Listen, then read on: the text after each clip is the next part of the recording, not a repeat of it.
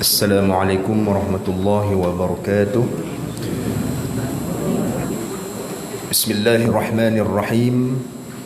Alhamdulillahi rabbil alamin. Wassalatu wassalamu ala asyrafil anbiya'i wal mursalin wa ala alihi wa sahbihi ajma'in.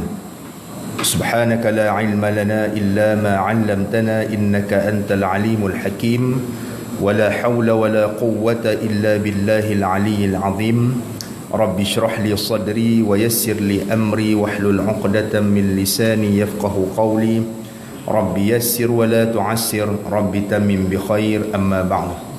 Muslimin muslimat yang dirahmati Allah, alhamdulillah, marilah sama-sama kita panjatkan kesyukuran kepada Allah Subhanahu wa taala di atas limpah kurnia, rahmat dan inayahnya.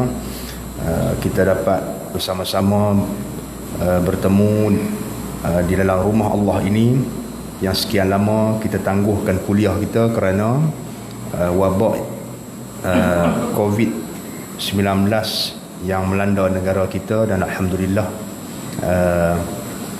wabak ini makin hampir, ya, kita kata berkurangan, ya, makin berkurangan, dan secara drastiknya di negara kita. Itulah nikmat yang patut kita syukuri, ya, kepada Allah Subhanahu wa taala. Jadi saya tak mau ambil masa yang panjang untuk mukadimah kita pada malam ini. Nak teruskan kepada pengajian kita. Kita nak sambung balik kitab Wisyahul Afrah pada muka surat 21.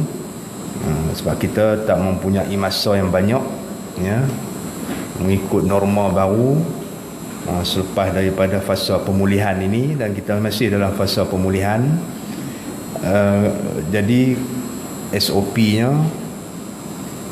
di Kedah macam mana lah, kalau di Pulau Pinang sampai Insya lah sama, no? Okay.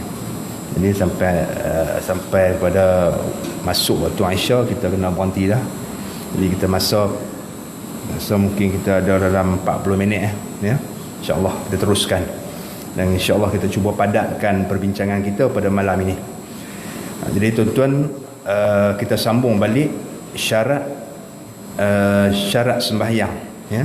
Tajuk yang kita akan sambung berkenaan dengan syarat sembahyang, yang ni syarat sah sembahyang pada muka surat 21. Baik, kita telah membicarakan syarat sembahyang yang pertama, ya, iaitu suci daripada hadas dan najis yang tidak dimaafkan pada pakaian, badan dan tempat sembahyang. Cuma kita berhenti dulu ni, stesen kita akhirnya di situ lah, syarat pertama. Jadi kita masuk syarat yang kedua. Saya rasa kita baca sikit dah syarat yang kedua tu. Syarat yang kedua sembahyang, syarat sah sembahyang yang kedua menutup aurat, ya. Baik, tuan-tuan tengok pada tajuk babu syurutis salati, baris yang kedua ni. Qala al-musannif rahimahullahu ta'ala wa nafa'ana bi'ulumihi wa ja'alana mukhlisina biqira'atih. Kata musannif rahimahullahu ta'ala, menutup warna aurat. Dia kata dan menutup warna aurah, yakni syarat sebelum seseorang itu melaksanakan ibadah sembahyang. Syarat sahnya yang kedua, wajib dia menutup warna aurat, ya, menutup warna aurat. Itu kalam ulama fiqh. Kita biasa sebut tutup aurat lah, itu bahasa kita. Tapi bahasa ulama fiqh menutup warna aurat, ya, ada 3 perkataan tu. Itu pun ada tujuan dia. Apa yang dimaksudkan menutup warna aurat? Syarat dalam sembahyang menutup warna kulit kita tu, hak jadi aurat tu, ya, syarat dalam sembahyang.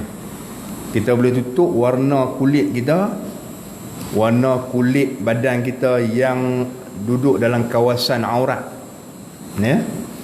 Maka bila kita tutup, sah sembahyang kita. Kita tutup dengan apa? Tutup aurat kita ni biasalah dengan pakaian lah, kan? Pakaian yang kita duk pakai tu, kita pakai kain ke, pakai baju, pakai seluar ke, pakai baju, ya, pakai yang menutup aurat kita. Kalau lelaki auratnya di antara pusat dengan lutut. Kalau perempuan auratnya seluruh badan kecuali muka dengan dua telapak tangan untuk aurat dalam sembahyang.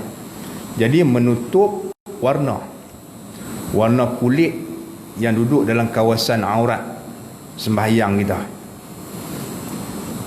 Bila kata kita menutup warna aurat, maknanya selalu secara adatnya manusia ni dia pakai pakaian lah.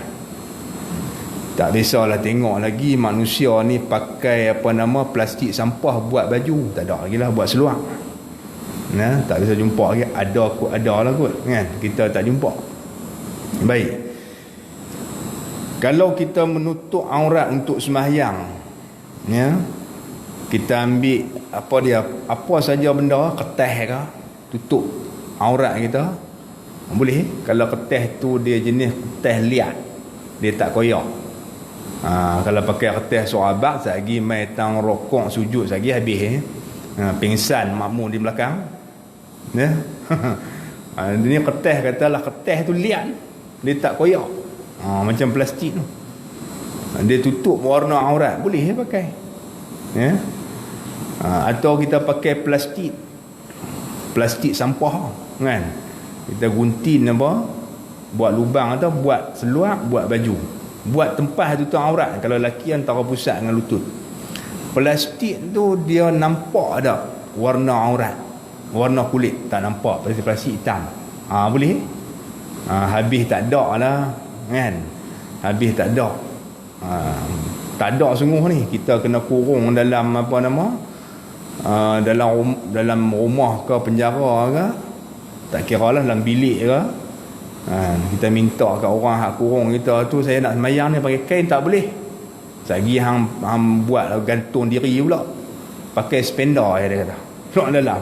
Orang nak sembahyang je lah, kan, rosek jumpa plastik sampah hak elok bersih, kan, dalam bilik tu ada satu, kita balut plastik besar punya tu, saiz double XL, kan, balut sembahyang, tak ada masalah, tutup aurat dah.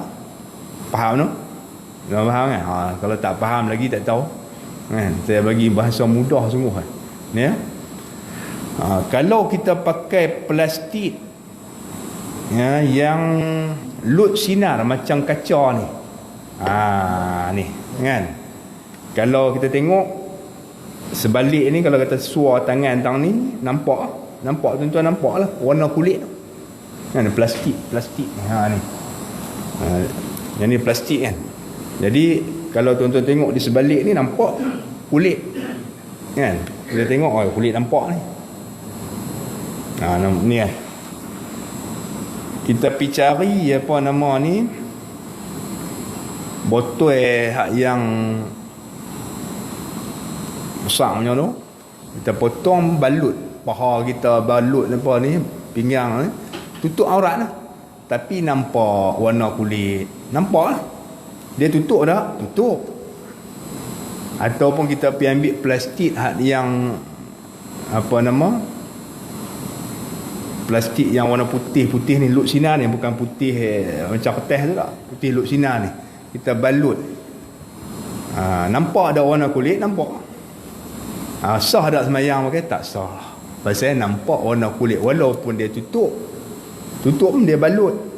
Jenis plastik yang orang duk balut tu kan, wrapping duk balut kotak, dia pergi wrap dekat dia punya paha dia semua tutup, kan, nampak ada warna kulit. Kalau nampak, tak sah sembahyang. Syarat dalam sembahyang ni tutup warna kulit. Tutup dengan apa tak kira. Sebab tu ulama dia buat, masuk dalam hutan, kan, masuk dalam hutan ni, rimau ligan apa semua lari-lari dia tarik sampai terkeluar habis baju seluar apa, kita lari telanjang. Rimau dia ni dia ngak-ngak kena kain seluar kita londeh bawang seluar tak mati, duduk dalam mulut rimau lah kita. Londeh tinggal lah cari, tak ada apa ni nak semayang ni kan, selamat dah pada rimau. Tak ada apa nak semayang dah kan, nak tutup dengan daun pun payah, dengan semua payah, tak ada jumpa barang. Pi ambil selut, tengok payah tu, dia lomok selut hitam tu di antara pusat kawasan ni, kulit yang pusat antara pusat dengan lutut, tinggal ni tinggal seluar dalam ya. Alin semua dia buang nak lari daripada rimau duk ni ngak seluar dia tu. Ngak baju, selamat dia kan. Jadi nak pergi ambil tak berani lah. Jadi dia pergi lomok, hatang seluar dalam, tak payah lomok ni, dia tutup dah ni apa nama, aurat berat kita tu. Lomok paha, lomok lutut tu, lomok tutup bagi habis semua. Sah tak semayang pakai tanah liat tu? Sah, pasal dia menutup warna aurat. Dia menutup warna aurat ya. Tapi kita lomok apa, bagi inilah, bagi tebal tu ya kan, bagi tak nampak terus kulit kita. Pakai tanah pun boleh jadi pakaian menutup aurat ketika kita apa nama, terdesak ya, kita terdesak. Tuan-tuan ingatlah apa ya benda-benda ni semua kan. Dulu terbayang tak kita nak semayang macam ni? Tak bayang tu. Ilmu fiqh dah cerita habis dah bab-bab ni semua, bab semayang jemaah nanti sampai kita cerita. Tak terbayang langsung, benda macam ni. Itu saya kata simpan apa ilmu dalam ulama, apa nama, masalah-masalah di kumpul itu kita dengar apa dia bincang benda ni. Nanti bila kena macam ni baru telefon ustaz ni, masalah ni Allah saya nak tanya kan. Ni apa nama, dulu awak hantar mengaji. Dulu bila apa nama, orang mengaji fardu ain ni peralui sikit bab-bab semayang ni, tak mau main mengaji. Cerita dia kan, tak mau main mengaji kan. Bila mai jadi apa nama, pandemik COVID ni, jadi pandemik dah. Jadi dia dah jadi tersebar seluruh dunia tanpa batas dan sempadan. Baru kelang kabut ni macam mana hukum nak semayang, hukum nak nikah kahwin, libat banyak. Telefon ni dapat telefon ustaz ni, ustaz ni kata macam tu, ustaz ni kata macam ni. Pakat bening. Dulu tu yang pentingnya mengaji. Kadang-kadang masalah kita tak terjangkau tu, ulama dia dah kumpul siap dah kan, tak terjangkau kan. Dan nak mai apa nama ni, masjid ni nak kena bawa sejadah. Dulu saya mengaji tu, hari ni saya tak bawa sejadah, saya pergi tinggal masjid Bajak Song. Subuh tadi duk bawa-bawa, kali ni tertinggal. Tu tadi tengok dalam kereta dah sejadah, tak ada, tak apa kan no. Tak apa lah, harap tak apa lah. Kalau tak ada hak hijau tu saya kena simpan 14 hari. Saya semayang tentu tadi hijau simpan 14 hari. Duk cari tadi mana sejadah ni, hak yang bawa selalu rupa teringat tinggal atas apa, kursi dia letak lapik tu, tak ambil tadi ni. Di masjid Bajak Song pagi subuh ni. Itulah. Jadi banyak ni hukum-hukum yang kita tak sangka berlaku pada ketika ini ya, situasi yang kita berada sekarang ni. Baik, jadi kalau macam masalah aurat ni sama juga lah ke depan esok kan. Ada kita dah tahu dah, aku dah mengaji dah, tahu nak selesai macam mana. Tak payah duk telefon ustaz tengah malam. Kan. Okey. Okey, sambung lah. Jadi 3 patah kataan ni cukup dah faham dah ya, masalah dia. Kemudian dia kata, maka jika lemah ni, ada perkataan jika satu tu gugur. Maka jika lemah ia daripadanya seperti tiada dapat sesuatu yang menutup aurat sekali. Itu masalah yang pertama. Yang kedua, atau didapatnya ada sesuatu yang menutup aurat tetapi mutanajis, pakaian yang menutup aurat tu terkena najis dan tiada kuasa membasuhkan akan dia. Tak ada ayat pula nak basuh kan. kerana ketiadaan air. Itu masalah yang kedua. Masalah yang ketiga, atau dihabaskan akan dia, dipenjarakan ataupun ditahan. Itu mana habas ni bahasa Arab, tuan-tuan. Dipenjarakan pada tempat najis, dan tiada sertanya melainkan sehelai kain jua. Mereka bubuh dia dalam jamban, kan? Jamban tu dia, orang Allah, najis bukan berak langkuk, berak atas tu lantai penuh taik kering lebih lah. Ni saya buat masalah nak bagi tuan nampak. Jadi duduk dalam tu, dia hanya ada kain pelekat yang mereka bagi kat dia, kan, selai kain yang menghampar akan dia di atas najis tu. Jadi nak semayang kena hampak, kalau tidak semayang atas najis pula. Baik, pada ketika itu maka hendaklah ia sembahyang bertelanjang pada 3 surah ini, 3 masalah ni. Masalah pertama ni, dia tak ada pakaian yang boleh menutup aurat. Macam mana? Aurat di antara, kita ambil lelaki lah, senang lah. Antara aurat antara pusat dengan lutut. Antara pusat dengan lutut. Kalau perempuan pun tak apalah, perempuan tudung tak ada. Pakaian semua ada, tudung tak ada. Tudung tak ada. Okey lah. Yang pertama, dia tak ada terus pakaian menutup aurat. Tak ada terus semua. Telanjang bulat. Itu tak salah. Dia tahu lah. Telanjang terus. Baju seluar dalam pun tak ada. Dia pun londeh semua habis dia dia lah. Telanjang bulat macam budak baru beranak. Kan? Satu. Ataupun dia ada pakaian yang menutup sebahagian aurat dia saja. Contohnya dia ada seluar dalam ya. Dia pelondeh semua, tinggal seluar dalam. Ataupun dia ada seluar dalam saja nak semayang. Kan? Maknanya tak boleh dah. Kalau perempuan dia hanya ada kain tutup badan, tudung tak ada. Nak tutup kepala tak ada. Ada pakaian, kalau dia ambil, dia tarik baju kurung dia, nampak pula aurat bawah. Nak tutup kepala, dia tarik bawah, kepala pula ni. Jadi sebahagian aurat terdedah. Itu untuk perempuan lah. Ya. Okey, apa hukum dia? Maka pada ketika itu pakaian tak ada terus ni. Cerita tak ada terus, sama ada telanjang terus ataupun dia ada pakaian yang menutup sebahagian aurat, ya. Boleh tutup pakai seluar pendek saja ke. Perempuan tadi tudung tak ada. Maka wajib dia sembahyang bila masuk waktu dalam keadaan tersebut. Kalau kata telanjang bulat terus sembahyang. Sembahyang tak kena sembahyang juga. Jangan kata Allah, ni pakaian tak ada ni, tak apa kot, tak kena sembahyang lah. Nanti balik qada, tak boleh, kena sembahyang lah.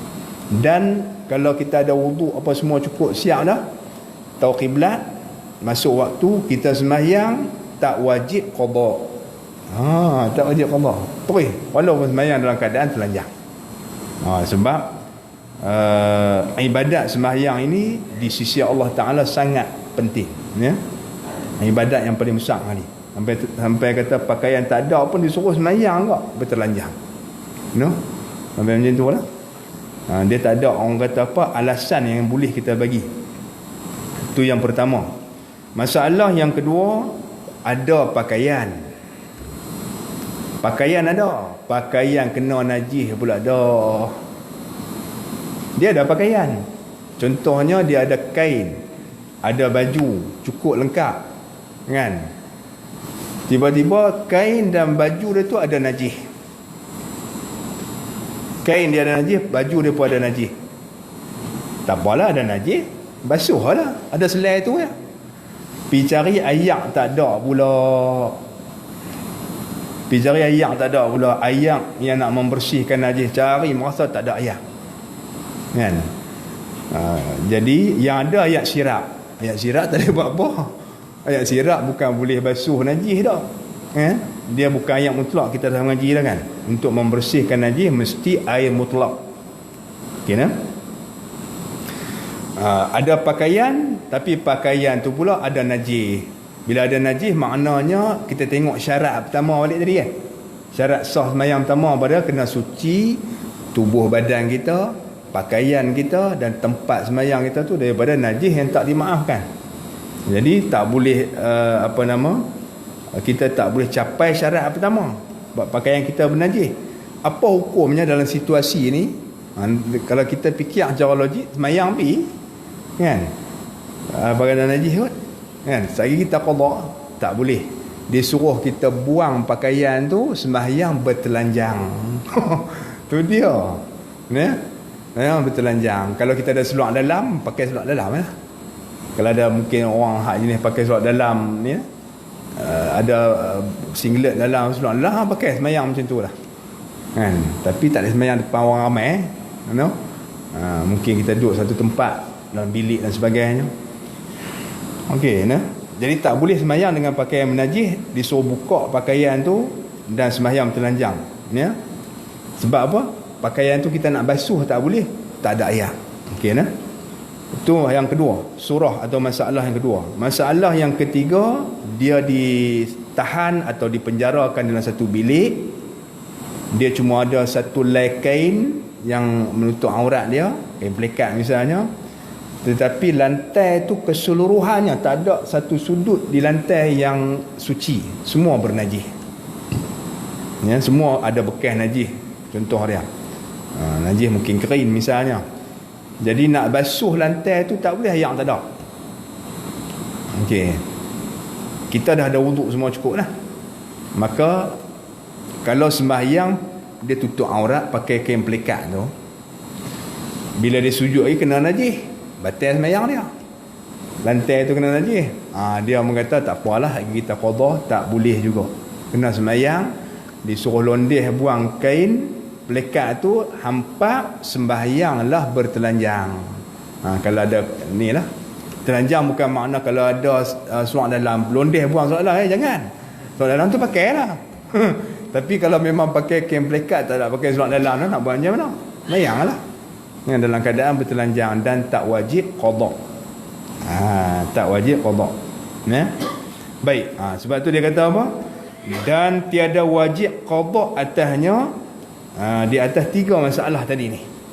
Tiga masalah tadi kan. Masalah tak ada pakaian terus sembahyang telanjang. Masalah ada pakaian tapi bernajis, tak boleh basuh, dia kena buang sembahyang telanjang. Yang ketiga, duduk dalam penjara, tempat tu najis, kain ada satu, kain tu untuk buat hampak sembahyang, dia kena sembahyang telanjang, tak wajib qada kalau dia sembahyang dalam keadaan telanjang ya. Okey dah? Habis, selesai. Dan tiada lazim atasnya menerima hibah kain kerana besar bangkitannya, dan lazim atasnya terima pinjam kerana dhaif bangkitannya. Apa maksud dia? Dia kata tiada lazim atasnya, tak wajib atas orang yang tak ada pakaian yang menutup aurat ini menerima hibah. Hibah ni orang bagi free dia, bagi saja tanpa balasan. Hibah ni maknanya pemberian, orang bagilah kan, pemberian. Kita tak ada pakaian ni. Pakaian kita ni apa nama? Kita ada seluar pendek Betul ada orang tu main ni, tak apa abang ni, saya saya sedekahkan ni kain ni, kesian nak sembahyang. Wajib terima tak? Dia kata tak wajib terima. Tak wajib terima. Tapi nak terima boleh.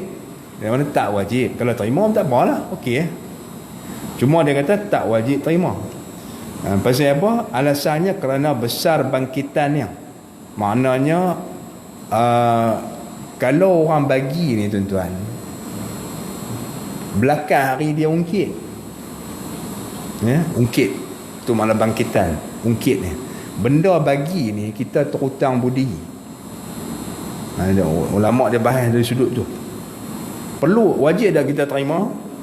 Kalau orang bagi kita kain untuk tutup aurat sembahyang, tak wajib, tapi boleh terima tak? Boleh terima. Tuan kena faham tu, dua tu beza dah.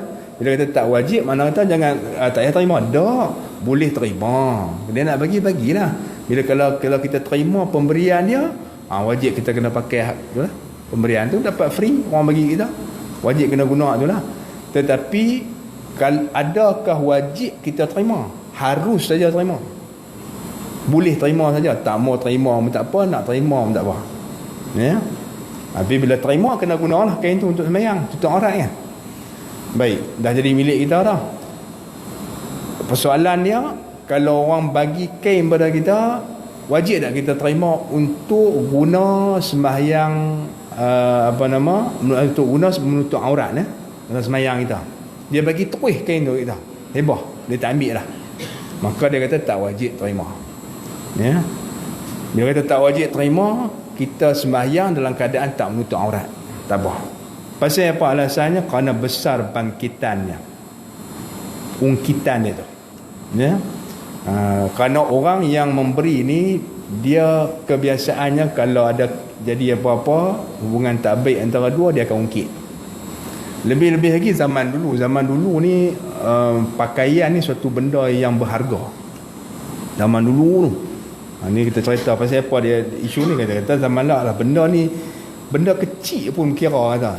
Zaman kita tak apa tuan-tuan, pakaian tu penuh dah 2 almari. Bila 2 almari tu dah penuh kita keluar pergi sedekah, tak habis tak tahu nak sedekah, dia tengok kiri kanan, dia pituk, dia tong sampah. Dia tengok orang hak nak kutip sampah, tengok Allah ni, kata orang yang bagi duit, banyak duit, banyak pakaian, dia kira sebulan sekali update kan. Dia ingat handphone dia update, pakaian pun update sebulan sekali. Pakaian lama simpan bola kotak, tak tahu nak tok mana dah, pituk dia tu. Dia kira apa, tak ada lah orang kutip sampah tu, dia balik rumah dia kan. Allah kan. Baik, jadi cerita zaman dulu ni, pakaian ni dia suatu benda yang sangat berharga. Pakaian ni berharga, ya. Orang dulu ada selai 2 aja, pakaian 2 pasang kan, pakai bagi petang hari-hari tu dah basuh kan, pakai sampai agak dah bau dah basuh. Orang dulu pakaian berharga sangat, bukan semua orang boleh memiliki pakaian. Jadi isunya di sini, kalau kita kata yang ni pun berkira kan, ungkit tak, memanglah zaman kita mungkin tak timbul isu ni, tapi hukum tetap macam tu juga, ya. Dia kira untuk memudahkan kepada kita, bila kata orang bagi pemberian pakaian yang menutup aurat kepada kita, kita tak terima pun tak apa, kita sembahyang secara tidak menutup aurat, ya. Supaya apa? Supaya hukum ini dia sesuai untuk semua. Mungkin negara kita tak ada masalah, ada di mana-mana hujung dunia ni yang tempat dia susah sungguh, pakaian ni benda berharga sampai orang curi pakaian, di situ mungkin besar dia punya ungkitan dia kan. Macam kita lah, barang kita bagi pada seseorang kawan ke, ataupun pada kaum keluarga kita, adik-beradik ke, tiba-tiba berlaku clash, kita ungkit tak? Manusia ni dia akan ungkit. Dia kata dulu ni, dia kata masa dia susah aku tolong kan, masa dia susah tu beras tak ada, aku angkut pergi beras tu rumah dia, aku bagi saja tiap-tiap bulan beras. Ni dia lupa kita, ungkit lah tu. Itu nama dia ungkit. Nama dia ungkit. Siapa pun akan ungkit kan, bila pemberian ni, ya. Kalau hutang lain. Kalau hutang dia tak ungkit kan, dia tahu itu hak yang perlu dia tuntut balik. Kalau pemberian ni dia akan ungkit. Sebab bagi terus, kemudian nak tuntut tak boleh. Hibah makruh kita tarik balik nah. Kita hibah atau bagi pemberian tu makruh kita tarik balik, kecuali hibah ayah kepada anak. Ayah dia hibah kepada anak tanah, anak dapat, dia nak jual tanah tu, dia nak joli, dia nak jual. Jadi bila nak jual kepada bangsa asing misalnya, yang ni habislah tanah pusaka ni nenek moyang, ayah dia tarik balik, boleh. Contoh lah kan, ayah dia bagi kereta elok sebiji ke anak dia, hebah ni, anak dia ni nak buat ris haram kan, dapat anak dia nak buat ni ris haram, dia tukar tayar sotong tu, tayar terkeluar, tayar sotong mau pergi Lepas tu dia ni dia tarik balik kereta tu. Boleh, tak ada masalah. Kalau tak ada pasal-pasal apa pun dia nak tarik balik harta yang dia hebah boleh. Kalau lain pada tu tak, inilah makruh hukumnya. Okey. Kemudian pula kalau ada orang nak bagi pinjam kepada kita pakaian, masalah kan. Dia kata lazim atasnya atas orang yang bertelanjang itu, orang yang tidak ada pakaian yang menutup aurat, terima pinjam dia kata. Terima pinjam. Maknanya wajib kalau ada orang nak bagi pinjam kain ni, saya nak pinjam kain boleh tak abang? Awak kata saya ni pakai seluar pendek nampak lutut. Tak ada dah pakaian ni nak semayang. Tak apa saya bagi pinjam lah. Kan? Abang tu pun bagilah pinjam kain ni. Kalau kata dia bagi pinjam, wajib kita kena ambil pakai tu. Lepas selesai semayang kena bagi balik lah. Kena bagi balik pasal kita pinjam kan. Dia bukan bagi buat kata meredak kita tak. Kena bagi balik. Lepas selesai semayang kita pun buka bagi balik kat tu, kat tuan dia. Jadi sebab itu bila benda pinjam ni benda yang mesti kita pulangkan balik. Sebab tu kalau ada orang nak bagi pinjam kain untuk menutup aurat, wajib kita kena terima. Pasal apa? Kerana dhaif bangkitan dia kata. Kerana apa? Tak kuat dia punya bangkitan. Bangkitan ni makna ungkit.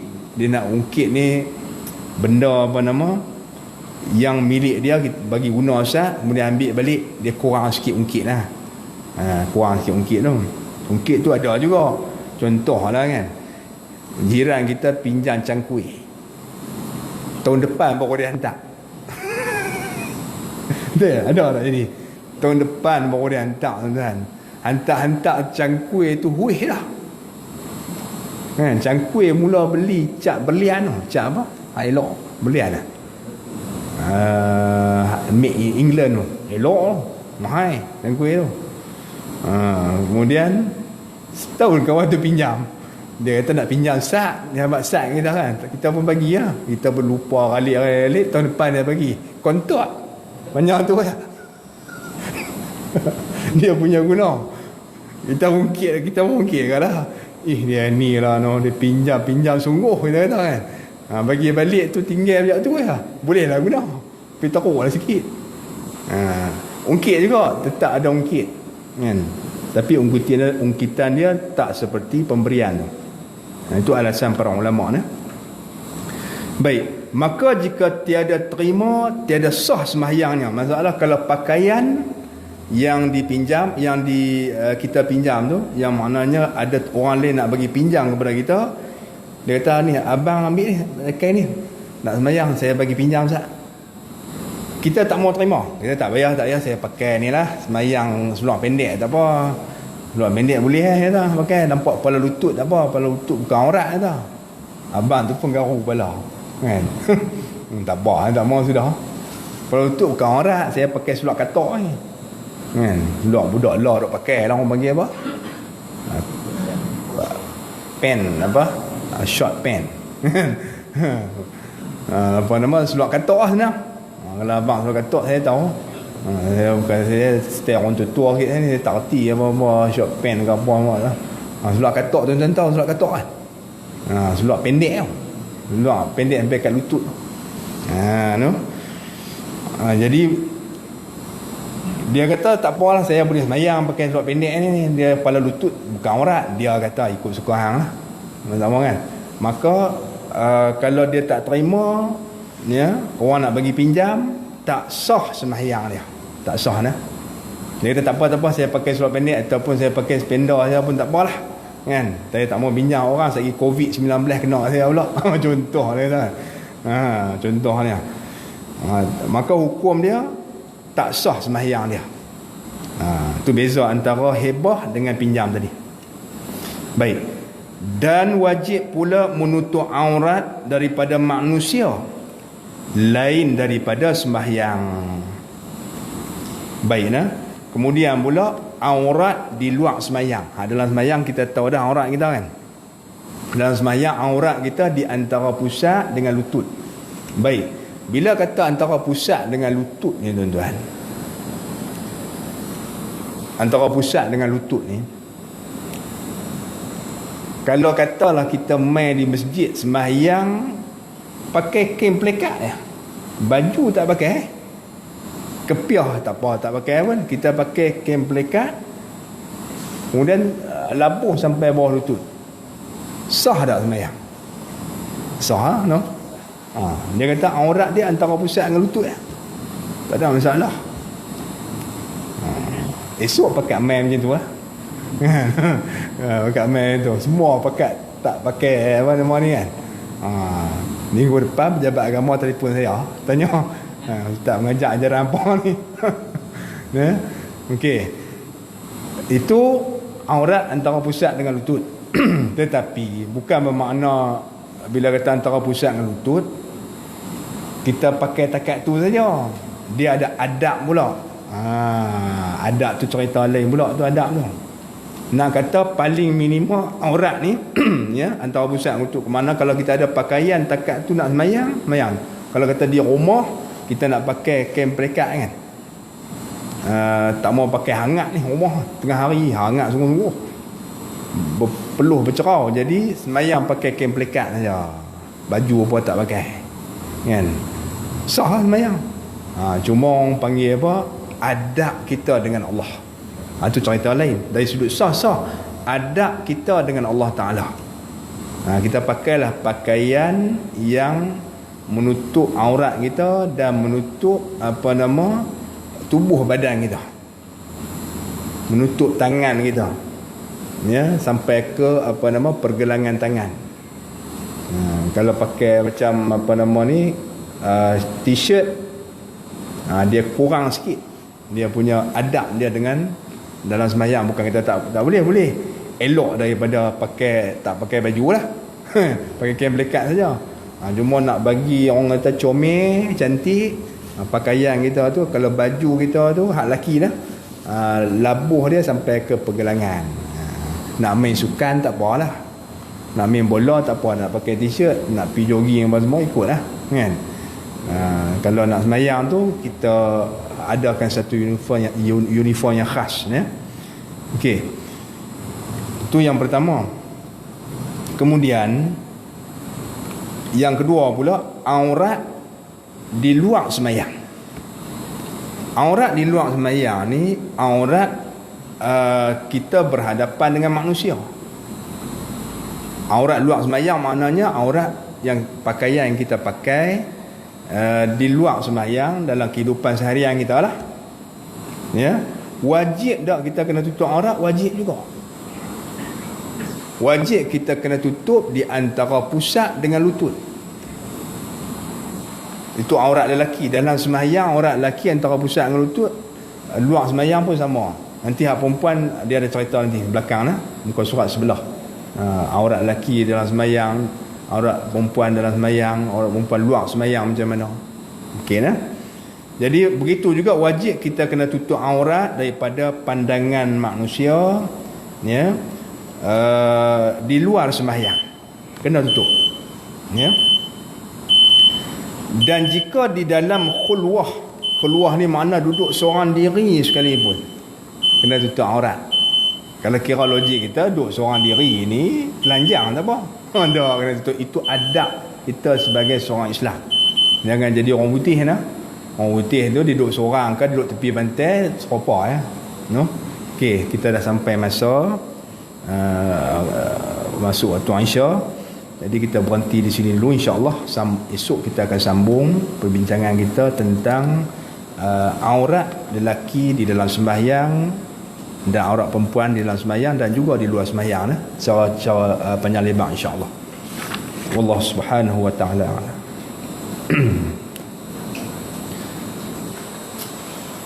Bismillahirrahmanirrahim. Alhamdulillahirabbil alamin. والصلاة والسلام على سيد المرسلين وعلى آله وصحبه أجمعين. اللهم افتح علينا فتوح العارفين وفقهنا في الدين واجعل أعمالنا خالصة لوجهك الكريم برحمتك يا أرحم الراحمين. اللهم ارزقنا فهم النبيين وحفظ المرسلين وإلهام الملائكة المقربين برحمتك يا أرحم الراحمين. اللهم اكتب السلامة والعافية والصحة لنا وللمسافرين في البر والبحر من المسلمين وقنا شر الظالمين وانصرنا على القوم الكافرين. وصلى الله على سيدنا محمد وعلى آله وصحبه وبارك وسلم والحمد لله رب العالمين.